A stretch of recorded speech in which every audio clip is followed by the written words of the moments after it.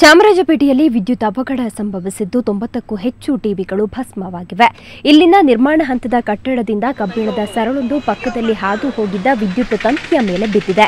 ಇದರಿಂದ short circuit ಆಗಿ ಬಡಾವಣೆಯಲ್ಲಿ 90ಕ್ಕೂ ಹೆಚ್ಚು ಮನೆಗಳಲ್ಲಿ ಟಿವಿಗಳು ಭಸ್ಮವಾಗಿವೆ. ಜೊತೆಗೆ ಫ್ರಿಡ್ಜ್ ಹಾಗೂ ಇತರ ಎಲೆಕ್ಟ್ರಾನಿಕ್ ವಸ್ತುಗಳು ಕೂಡ ಸುಟ್ಟು ಹೋಗಿವೆ. ಇದರಿಂದ ಆಕ್ರೋಶಗೊಂಡ ಸ್ಥಳೀಯರು ಬೆಸ್ಕಾಂ ವಿರುದ್ಧ ಅಸಮಾಧಾನ ವ್ಯಕ್ತಪಡಿಸಿದರು.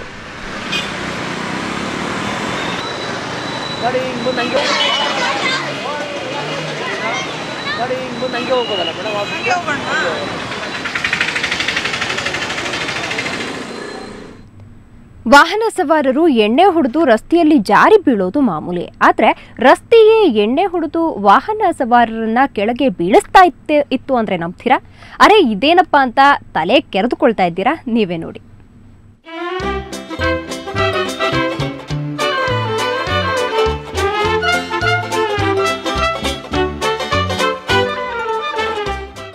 ಓ ಓ ಓ ಸಮಾಧಾನ ಸಮಾಧಾನ. ಅರೆ ಮೆಲ್ಲಕ್ ಕಣಪ್ಪ. ಇದೇನಪ್ಪ ಇವರು ಬೆಳಗಿನ ಹೊತ್ತಿನಲ್ಲೇ ಕುಡ್ದು ಗಾಡಿ ಓಡಿಸ್ತಾವ್ರ ಅಥವಾ ಎಲ್ರು ಎಲ್ಬೋರ್ಡ್ಗಳ? ಗಾಡಿ ಮೇಲೆ ವಾಲಾಡೋದನ್ನ ನೋಡಿದ್ರೆ ನಿಮ್ಗೆ ಇಂಥ ಡೌಟ್ ಬರದೇ ಇರೋದಿಲ್ಲ. ಆದ್ರೆ ನೀವು ಅಂದ್ಕೊಂಡ ಹಾಗೆ ಪಾಪ ಇದು ಇವ್ರ ಮಿಸ್ಟೇಕ್ ಅಲ್ಲ ಬಿಡಿ, ಈ ರಸ್ತೆದೇ ಮಿಸ್ಟೇಕು.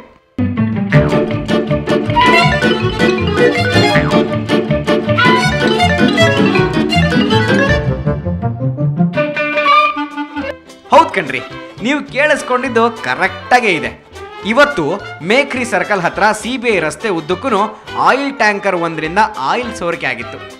ಇದರಿಂದ ಜಾರೋ ರಸ್ತೆನಲ್ಲಿ ಗಾಡಿನ ಸರಿಯಾಗಿ ಬ್ಯಾಲೆನ್ಸ್ ಮಾಡೋಕ್ಕಾಗದೆ ಹಲವು ವಾಹನ ಸವಾರರು ಸ್ವಯಂ ಟಪಕ್ ಅಂತ ಉರುಳು ಬಿದ್ರು. ಇನ್ನಷ್ಟು ಜನ ರಸ್ತೆನಲ್ಲೇ ಸಖತ್ತಾಗಿ ಸರ್ಕಸ್ ಮಾಡಿದ್ರು. ಈ ಮಧ್ಯೆ ಟ್ರಾಫಿಕ್ ಪೊಲೀಸರು ಜಾರಕ್ಕೆ ತಪ್ಪಿಸೋದಕ್ಕೆ ರಸ್ತೆಗೆ ಮಣ್ಣು ಸುರಿದ್ರು. ಅಷ್ಟೇ ಅಲ್ಲ, ವಾಹನ ಸವಾರರನ್ನ ಪಕ್ಕಕ್ಕೆ ಚಲಿಸುವಂತೆ ಕೈ ಸನ್ನೆಯನ್ನು ಕೂಡ ಮಾಡಿದ್ರು. ಇಷ್ಟೆಲ್ಲ ಸೀನ್ನ ನೋಡಿ ಗಾಡಿ ಓಡಿಸೋರಂತೂ ಫುಲ್ ಕನ್ಫ್ಯೂಸ್ ಆಗೋಗಿದ್ರು ಕಣ್ರಿ. ನಾವು ಯಲಹಂಕದಿಂದ ಬರ್ತಾ ಇದ್ದೀರಿ, ಅಲ್ಲೇನೋ ಮಣ್ಣು ಹಾಕ್ತಾ ಇದ್ರಿ ಅಂತ ನೋಡ್ತಾ ಇದ್ರಿ. ನಾವು ಅದಕ್ಕಂತ ಸ್ಪೀಡಾಗಿ ಬರ್ತಾ ಇದ್ರಿ, ನೋಡಿದ್ರೆ ಸಡನ್ನಾಗಿ ಸ್ಕಿಡ್ ಆಯಿತು. ಜಸ್ಟ್ ಏನೋ ಮಿಸ್ ಆಯಿತು. ನಾವು ಆಯಿಲ್ ಇತ್ತು, ಆಯಿಲ್ಗೆ ನೋಡಿ ಸ್ಕಿಡ್ ಆಯಿತು. ಸರಿ ಕಣ್ರಿ, ಏನಪ್ಪ ಇದು ಎಡವಟ್ಟು ಅಂತ ಆಯಿಲ್ ಟ್ಯಾಂಕರ್ ಡ್ರೈವರ್ನ ಕೇಳಿದ್ರೆ ಏನು ಹೇಳ್ತಾನೆ ಗೊತ್ತಾ? ಸುಮಾರು 2 ಕಿಲೋಮೀಟರ್ನಷ್ಟು ಟ್ಯಾಂಕರ್ನಲ್ಲಿ ಎಣ್ಣೆ ಸೋರಿಕೆ ಆಗಿದ್ರು ಈ ಪುಣ್ಯಾತ್ಮನಿಗೆ ಗೊತ್ತೇ ಆಗಿರ್ಲಿಲ್ವಂತೆ. ಇದಕ್ಕೆ ನಾವೇನ್ ಮಾಡೋಕ್ಕಾಗುತ್ತೆ ಅನ್ನೋ ಉಡಾಫೆ ಉತ್ತರ ಬೇರೆ ಕೊಡ್ತಾನೆ. ನೋಡಿ ಹೆಂಗಿದೆ. इतनी बड़ी मशीन को बाएं दबाने के लिए थोड़ा वक्त तो चाहिए. अब पीछे वाले आजकल मारुति मोटरसाइकिल वाले तो इतनी भी जगह रहेगी तो घुस जाएंगे. उसमें क्या कर सकते हो? उतना दूर तो आया ठीक है, मैं मानता हूँ, लेकिन अभी रबड़ की पाइप वो फट गई तो उसमें आपका क्या कसूर, मेरा क्या कसूर? एक्सीडेंट तो नहीं हुआ, ऑयल गिरा ना, ऑयल गिर गया, अभी क्या कर सकता है? अभी हम तो लगे ही है. ಒಟ್ಟಾರೆ ಎಣ್ಣೆ ರೋಡ್ನ ಮಹಿಮೆಯಿಂದ ಗಾಡಿ ಓಡಿಸೋರಂತೂ ಇವತ್ತು ಸಿಕ್ಕಾಪಟ್ಟೆ ಪರದಾಡ್ಬಿಟ್ರು ಕಣ್ರಿ. ಆಯಿಲ್ ಟ್ಯಾಂಕರ್ ಡ್ರೈವರ್ಗೆ ಹಿಡಿ ಶಾಪ ಮಾತ್ರ ಖಂಡಿತ ಹಾಕಿದ್ರು. ಪವಿತ್ರ ಶೆಟ್ಟಿ, ಸುವರ್ಣ ನ್ಯೂಸ್ 24/7 ಬೆಂಗಳೂರು. ಇನ್ನು ಕರ್ನಾಟಕದಲ್ಲಿನ ಚಿನ್ನದ ದರ ಎಷ್ಟಿತ್ತು ಅಂತ ನೋಡೋಣ ಬನ್ನಿ.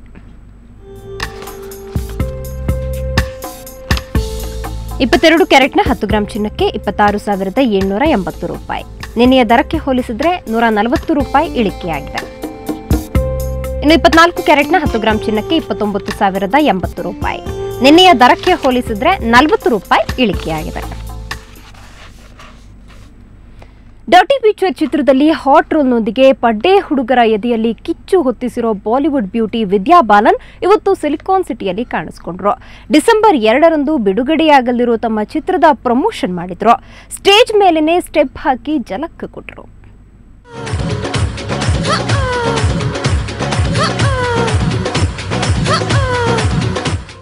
The most expected movie the Dirty picture ತಂಡದ ಸವಾರಿ ಇವತ್ತು ಬೆಂಗಳೂರಿಗೆ ಬಂದಿತ್ತು. ಅದರಲ್ಲಿ ಡರ್ಟಿ ಆಗಿ ಕಾಣಿಸಿಕೊಂಡಿರುವ ವಿದ್ಯಾ ಬಾಲನ್ ಮಿರಾ ಮಿಂಚ್ತಾ ಇದ್ರು.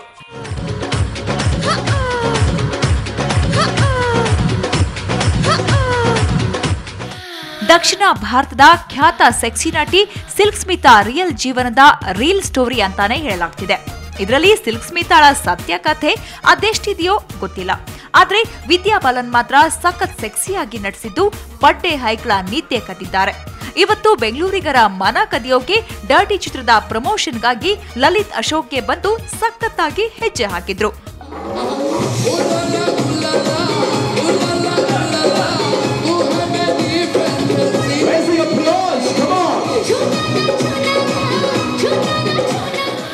ಇದಾದ ನಂತರ ವಿದ್ಯಾ ಎಂಜಿ ರಸ್ತೆಯ ವಿಮಲ್ ಶೋರೂಮ್ಗೆ ಬಂದು ಚಿತ್ರದ ಪ್ರಮೋಷನ್ ಮಾಡಿದ್ರು.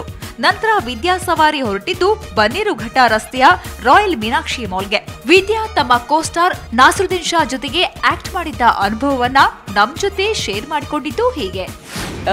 Interesting to see Naseer Saab being sleazy and lecherous, but he's such a wonderful actor that after a while I'd begun to tell him that I've forgotten what the real Naseer Saab is like. ಇನ್ನು ಬೆಂಗಳೂರು ಅಂದ್ರೆ ವಿದ್ಯಾಗೆ ಸಖತ್ favourite ಅಂತೆ. ಅದು ಯಾಕೆ ಅಂತ ವಿದ್ಯಾನೇ ಹೇಳ್ತಾರೆ, ಕೇಳಿ. I love Bangalore. I've not got a chance to spend enough time in Bangalore in recent times, but I was happy to drive through Brigade Road, MG Road, Church Street, Museum Road. I have lots of memories attached because my sister used to live in Coxtown in Bangalore. ಮಾಲ್ನಲ್ಲಿ ವಿದ್ಯಾ ತಮ್ಮ fans ಜೊತೆಗೆ ಚಿತ್ರದ ಊಲಾಲಾ ಹಾಡಿಗೆ step ಹಾಕಿದ್ರು. ಇದಿಷ್ಟೇ ಅಲ್ಲ, ಚಿತ್ರದ T shirts ಮತ್ತು ಡಿವಿಡಿಗಳನ್ನ ಫ್ಯಾನ್ಸ್ಗೆ ಕೊಡ್ತಾ ಚಿತ್ರವನ್ನ ಬಿಂದಾಸ್ ಆಗಿ ಪ್ರಮೋಟ್ ಮಾಡಿದ್ರು.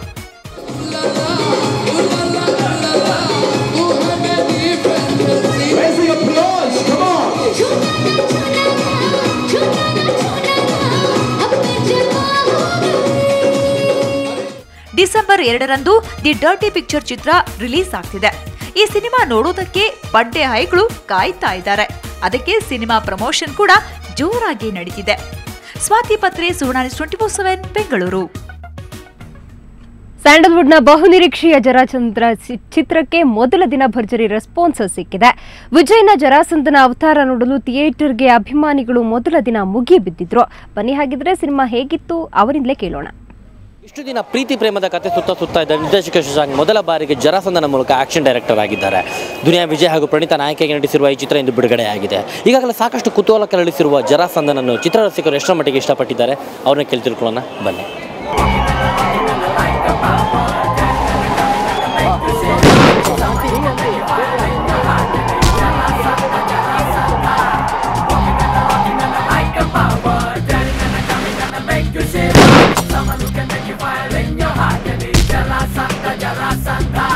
ಸೂಪರ್ ಆಗಿದೆ ಸರ್, ತುಂಬ ಚೆನ್ನಾಗಿದೆ ಸೂಪರ್ ಆಗಿದೆ ಸರ್. ಫೈಟಿಂಗ್ಸ್ ಇಷ್ಟ ಆಯಿತು, ಸ್ಟೋರಿ ಚೆನ್ನಾಗಿದೆ, ರೆಕಾರ್ಡ್ ಚೆನ್ನಾಗಿದೆ, ಸೂಪರ್ 100 ಸೂಪರ್ ಆಗಿದೆ. ಫೈಟ್ ಚೆನ್ನಾಗಿತ್ತು, ಸಾಂಗ್ಸ್ ಎಲ್ಲ ಸಾಕದೆ, ಮೆಲೋಡಿಯಸ್ ಸಾಂಗ್ ಒಂದು ಸಾಕದಾಗಿದೆ. ಅವರಿವರ ನುಡಿ ಕೇಳದೆ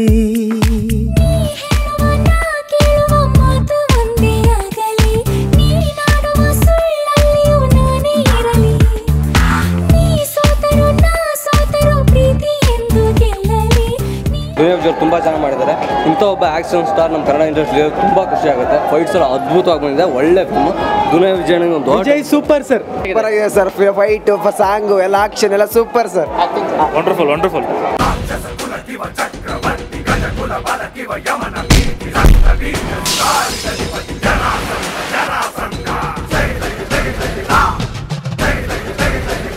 ಚೆನ್ನಾಗಿದೆ ಪಿಕ್ಚರ್, ಸಖತ್ತಾಗಿದೆ ಸರ್. ಫಿಲಮ್ಸ್ 100 ಡೇಸ್ ಸೂಪರ್ ಆಗಿದೆ ಸರ್. ಸೆಂಟಿಮೆಂಟ್, ಆ್ಯಕ್ಷನ್ನು ತುಂಬ ಇಷ್ಟ ಆಯಿತು. ನೀರಿಗೆ ಬಾರೆ ನೀರಿಗೆ ಬಾರೆ ಚೆನ್ನಿ ಬಿಂದಿಗೆ ಹಿಡ್ಕೊಂಡು, ನೀರಿಗೆ ಬಾರೆ ಚೆನ್ನಿ ಬಿಂದಿಗೆ ಹಿಡ್ಕೊಂಡು, ನಾನ್ ನೋಡಕ್ ಬರ್ತೀನಿ ನಿನ್ನ, ನಾನ್ ನೋಡಕ್ ಬರ್ತೀನಿ ನಿನ್ನ ಹಸವ ಹೊಡ್ಕೊಂಡು. ಜರಾಸಂಧನ ಆಕ್ಷನ್ಗೆ ಪ್ರೇಕ್ಷಕರು ಮಾರು ಹೋಗಿದ್ದಾರೆ. ಚಿತ್ರದ ಕತೆ ಹಾಗೂ ಹಾಡುಗಳಿಗೆ ಸಿನಿಮಾ ನೋಡಿದವರಿಂದ ಪ್ಲಸ್ ಮಾರ್ಕ್ಸ್ ದೊರೆತಿದೆ ಅಂತಾನೆ ಹೇಳ್ಬೋದು. ಇನ್ನು ಶಶಾಂಕ್ ಹಾಗೂ ದುನಿಯಾ ವಿಜಯ ಮೊದಲ ಕಾಂಬಿನೇಷನ್ ಜರಾಸಂಧ ಗೆಲ್ಲುವ ಎಲ್ಲ ಲಕ್ಷಣಗಳನ್ನು ಇಂದು ಎತ್ತಿ ತೋರಿಸಿದ್ದಾನೆ. ಇದು first show response. Camera person Yugandhar ಜೊತೆ ಸಂದೀಪ್ ತೋಣ, ನ್ಯೂಸ್ 24/7 ಬೆಂಗಳೂರು.